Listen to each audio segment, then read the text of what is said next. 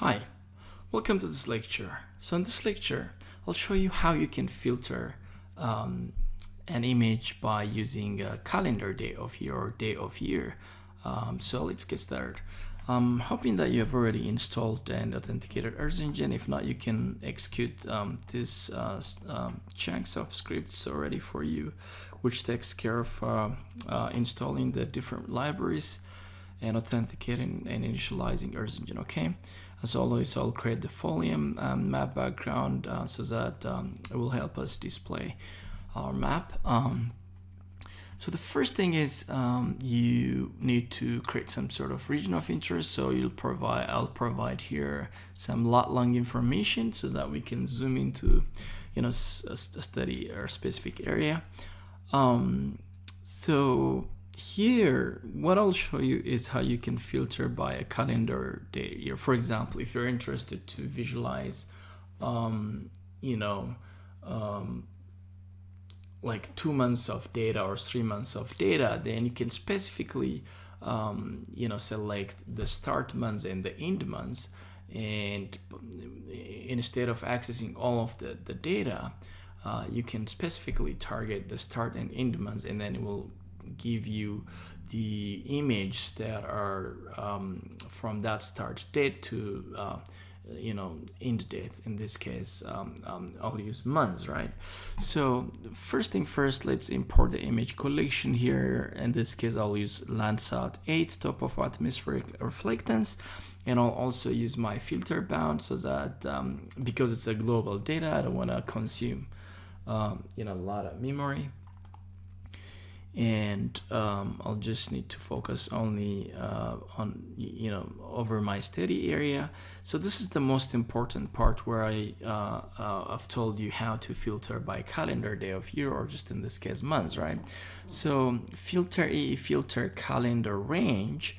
So you have two numbers here, 6 and 7. So 6 is June, right? Calendar months, and then 7 is July. So here I'll define what this is. So in this case, it's months.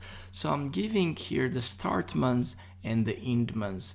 That means it will give me all images that are starting from June to, July. So this is technically 1 month's, data. If I extend it, for example, to September, then it will give me images that are starting from June to September, okay? And then it will sort date acquired. That will help me, sort the time, start time sequentially, and then I'll execute that.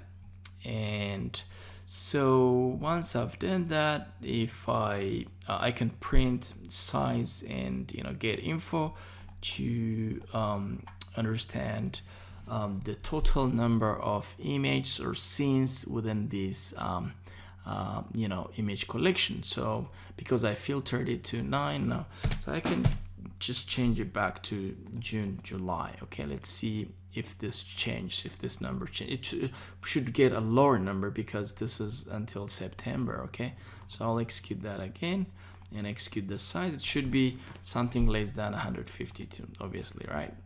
Excellent. So we have before we have done June to September, and the total number of images is 152. Now we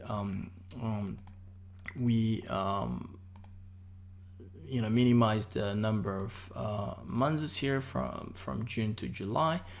Then the total number of images within this collection has reduced to 79. Okay. The other thing is, let's just execute this. So the other thing is, one of the most important thing about image collection is you can access the image metadata or properties of an image. As you can see here, collection and first, though that means I'm just selecting the first image within this image collection, okay? And so first means this first image, and then property names.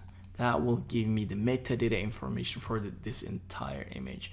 And then image metadata or image property varies immensely. You have a variety of information here. It's very overwhelming unless you know what you're looking for here. You have a variety of information, for example, radiance values for each band, panchromatic line, geometric, RMSE, Landsat scene ID, for example, here, and WRS Landsat pass. There's a lot of information here, so you need to know what you're looking for here. Otherwise, there's a lot of useful information here. So if you want to access image metadata property, this is how you can execute it in the Earth Engine Python API. Okay, the last thing I would like to show you here is the time start here. So this time start is just a variable I can declare date. So first get system start and then format year, month, date. Then so what I'm technically doing here is just give me the start time for this first image. All right, so what's the date, like the acquisition date for this first image? This is June 8th, right, 2013. That makes sense, right? So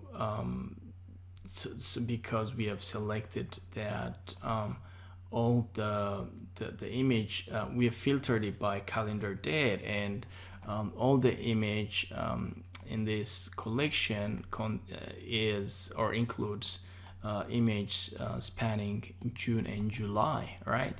So the first image is June according to our timestamp system time start execution. Okay, so this is a way of filtering an image collection by calendar day, or just in this case months or day of year, and kind of accessing some image metadata information using the Earth Engine Python API.